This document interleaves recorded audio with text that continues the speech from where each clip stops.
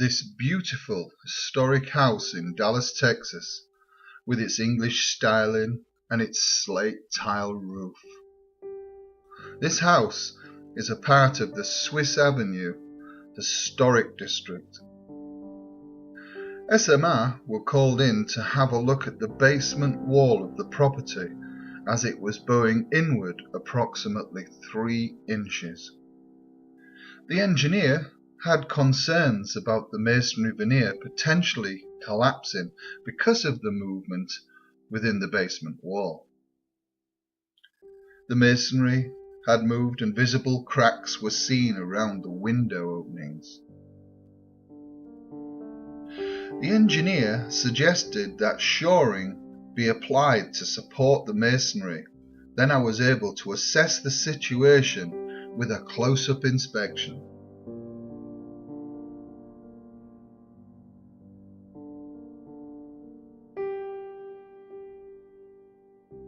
Here is a view of the inside of the bowing basement wall.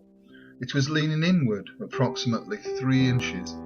The customer asked if we could just push it back. I replied yes, but it would take a bit of doing. Alan Penningill from Specialised Masonry Restoration.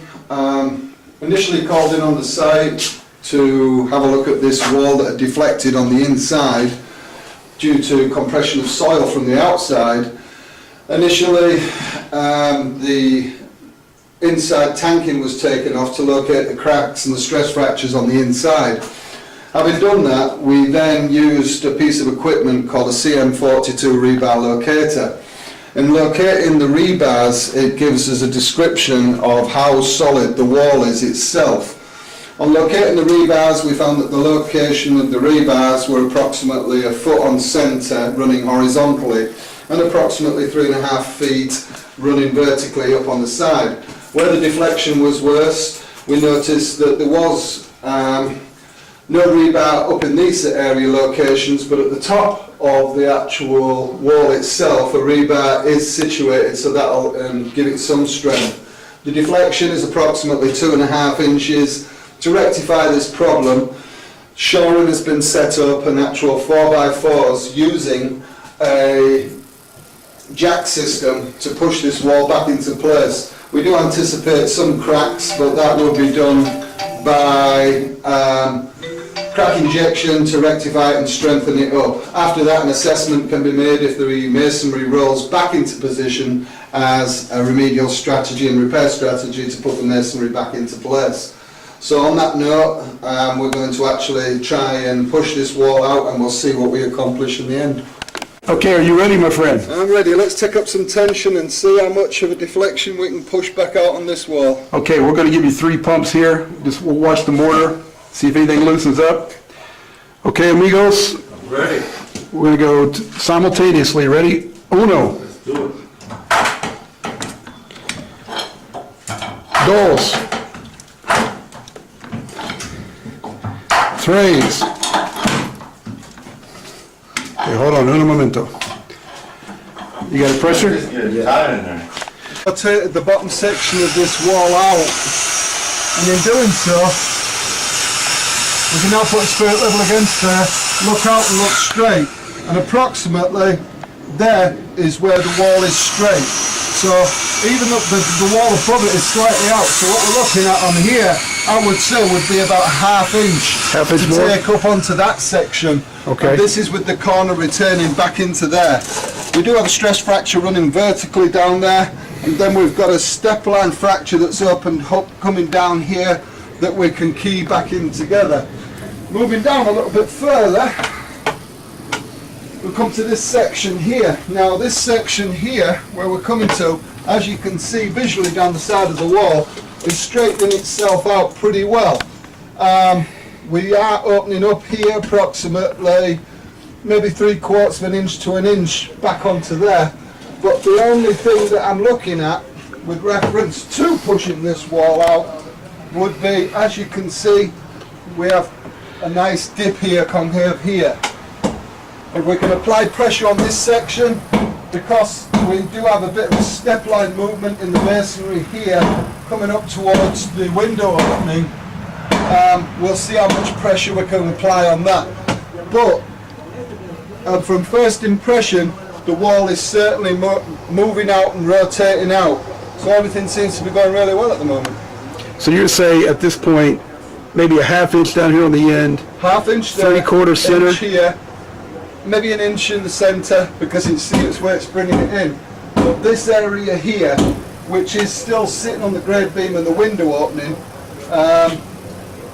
just needs to come out a bit more. We do have a stress line fracture running down here through the concrete, but if anything, when jet washed, it'll give you a good application to install parts from both sides and bring it back up to the top, keying it back together. After the basement wall was manoeuvred back into vertical position, a steel column was inserted to keep the wall vertical.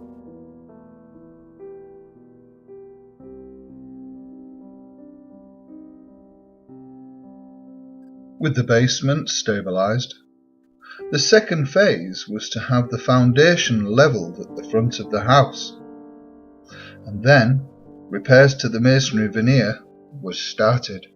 On the rear of the house, masonry repair was needed to the chimney and to the arch. Chimneys are the one area of masonry that gets weathered the most and need pointing when the mortar is eroded, like in this picture. SMR rebuilt the top section of the chimney, ground out the mortar joints and repointed with colour-matched mortar. The arch was dropping and needed mortar bed reinforcement to strengthen the bed joints above the arch. Repairs to the mortar must match the existing mortar. Matching the existing mortar takes years to perfect.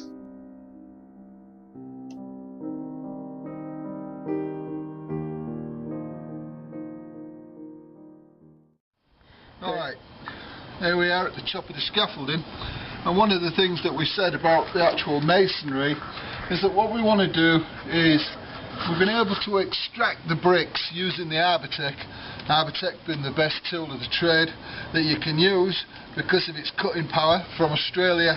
Well thought out, great piece of kit, especially for the work that we do.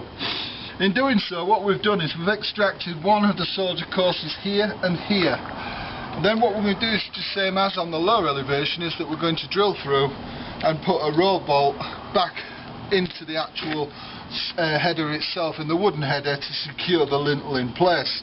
Having done this at the top section and the middle section, we're able to secure that. So the next section, what we're going to do now is we're going to actually secure the masonry back in place using remedial wall ties, and the wall ties themselves, as we expressed before, a 7.5 inch helical Drafix wall tie where a small pilot hole is drilled and a small pilot hole through into the wood is drilled, and then this is driven in under force, which gives us this actual twist all the way through, like so, when it comes through, to give it a friction fix. For this application, the actual mortar bed joints are secure enough to be able to hold it, because when they are perished and used, this is not the best fix to use. Resin, most times, 75% of the time, I would recommend to the exterior leaf, giving it a good secure bond. At that point now, we're going to drill some holes and then install some wall ties.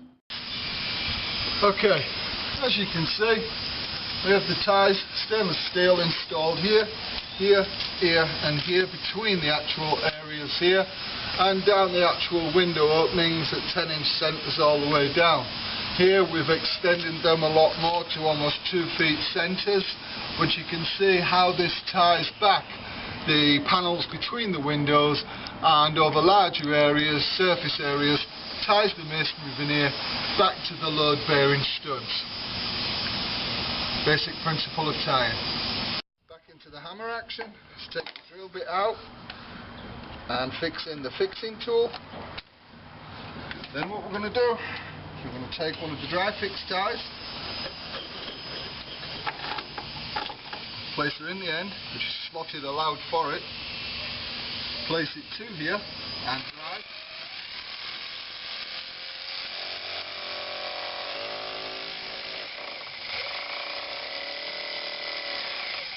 With the hole recessed so that we can fill that back in with matching mortar. That's how the first wall tie goes on, and so will the rest around the windows. My name's Alan Pettingale, showing you how to install Graphics wall tie. I'm sure there'll be many more in the series. Okay, so having got the wall tie, it's now time to place them. Most times in being able to place this, because we do have the wooden sheathing going across the studs at a slight horizontal plane raised, it allows us to be able to drill through into the actual wooden sheathing and attach it. But if the studs were there and just in place and no wooden sheathing on the inside was available to tie back to, we'd have to go into the studs, and then that's a whole different story again, locating the studs to get the centre of the studs. But for this application, what we're going to do is first of all start off at the base of the window here.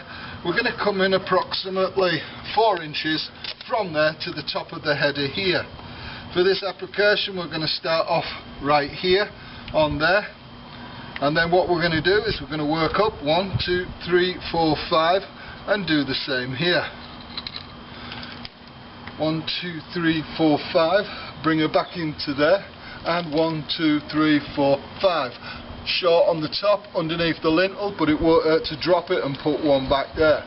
Now the spacings on those at 5 are approximately 10 inches. 12 inches on that, we can come back and reduce it to 10 inches, sometimes 8, depending on the density that is required to tie this back. Some densities are tighter than others, depending on just how much wall surface we do have to tie back.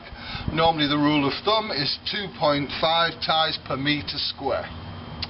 On that note, we're going to drill some holes. This video helpful in understanding just what we do at Specialised Masonry Restoration Historical Division. Should you have a contract or project in mind, feel free to contact us. Thank you very much.